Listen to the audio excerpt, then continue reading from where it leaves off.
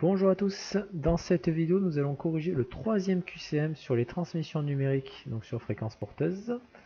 Donc pour un signal 4 ASK de débit binaire D égale 10 kilobits par seconde, donc première chose, donc petite question A et B, on vous demande le débit de symbole. Donc petit a et B, on va répondre aux deux questions en même temps. Donc par définition, donc là vous avez une modulation 4 ASK, donc 4 ASK. Donc ça signifie que vous avez 4 possibilités.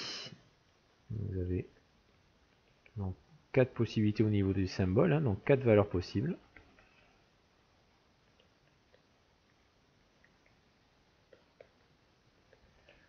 Et donc vous avez un codage donc sur 2 bits. D'accord, sur 2 bits, vous avez également 4 combinaisons possibles. Voilà. Et donc finalement, la durée d'un symbole va être égale à 2 fois la durée d'un bit.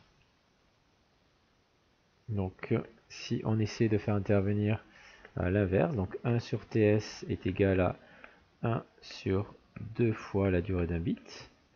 Donc 1 sur TS, c'est ce qu'on appelle donc la rapidité de modulation. 1 sur TB, c'est ce qu'on appelle donc le débit, correspond au débit binaire.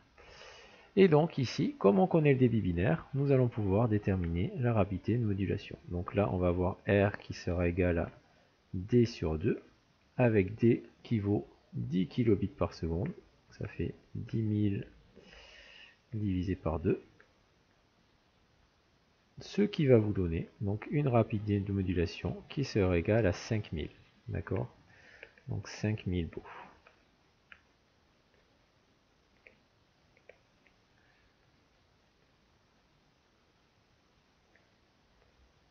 Donc au niveau de notre réponse, nous allons avoir donc la question petit b qui sera exacte. Voilà, donc petit b, on va pouvoir ici cocher ça. Ensuite, donc petit c, on vous demande ici l'allure de la densité spectrale de puissance correspond à une gaussienne. Donc là, on est sur une transmission numérique sur fréquence porteuse. Donc au final, la DSP, donc la densité spectrale de puissance, va être centrée autour de la fréquence de la porteuse.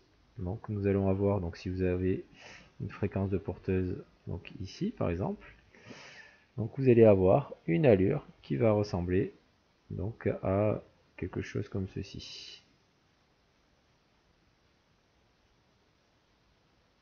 Donc ça va être centré sur la fréquence de la porteuse. Et après, vous allez avoir des petits rebonds derrière ici. Voilà. Et donc, au final, donc vous allez avoir une courbe qui ne sera pas centrée sur 0. Et donc, ça ne correspondra pas à une gaussienne. Donc, une gaussienne, c'est la même allure, mais centrée non pas sur FP, mais sur 0. Voilà. Donc, la question petit c n'est pas exacte. Voilà pour ce troisième QCM, et donc à très bientôt pour une prochaine vidéo.